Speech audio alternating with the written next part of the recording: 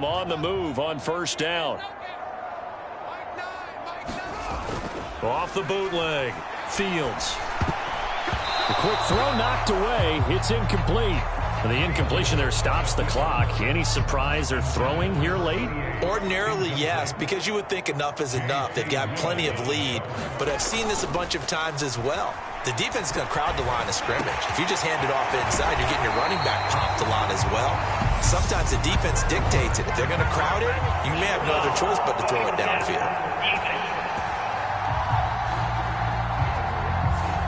They're down here in the fourth, and that personal foul penalty is not going to help. No, in these types of situations, players will tell you that's extra intensity. From where we sit, it's actually frustration, not a good play.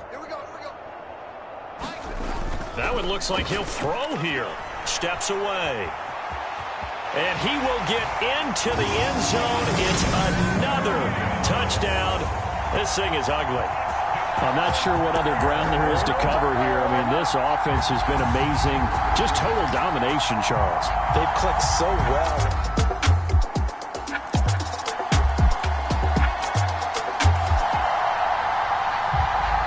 So the football will be at the 25-yard line as this offense gets set to take over. Throwing to start the drive. Fields. He's going to let this go deep, back over the middle. And that will be incomplete. Would have been a big hitter if they had connected. Instead, it's second down. An incomplete pass leads to 2nd and 10 from the 25.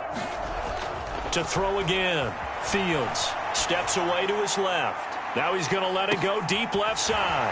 He's got a man complete. And they're going to get this down to about the 17-yard line here. Excellent execution, and now they're set up nicely. Are they ever? Red zone? I wonder what the next play call is going to be, because after a big play like that, a lot of teams like to use the momentum to launch another one.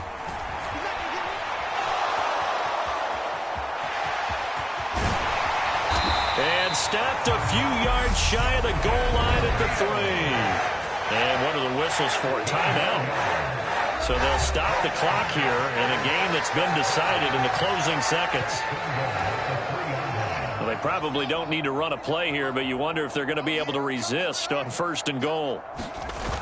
Off the bootleg. Fields being chased out left. To the end zone, but it's incomplete. They're still throwing the football here, and obviously the incompletion stops the clock. That's a bad thing. Feels to me like they're just keeping them honest on defense, because you know they're going to stack the line of scrimmage and try and stop any type of a running. And this will be caught. Well, forget taking the knee. Some late gamesmanship here as they throw for a late touchdown.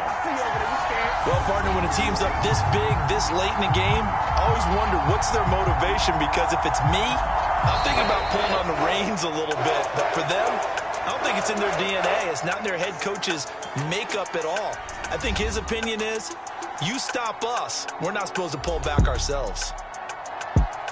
Charles, a lot of happy faces heading into the tunnel as this one ends, and understandably so. Not only did they get the win, but boy, their offense was on fire in this ball game. And partner, I have no idea what the top speed is on one of those high-end sports cars. What's the top gear you can get into? This offense, they certainly were there in this one, huh? Everything clicking for them in this contest, the kind of performance that they're going to cherish. So for the Bears, the train just keeps rolling. 9-0 now to start this campaign. And they'll get to stay put for a few days as they'll host the Atlanta Falcons next week. Meanwhile, for the Chargers, they are barely afloat as they fall to 4-5. And they'll look to regroup next week as they head down to Miami to take on the Dolphins. So that'll do it for us. For Charles Davis and all our crew, I'm Brandon Gaudin. You've been watching the NFL on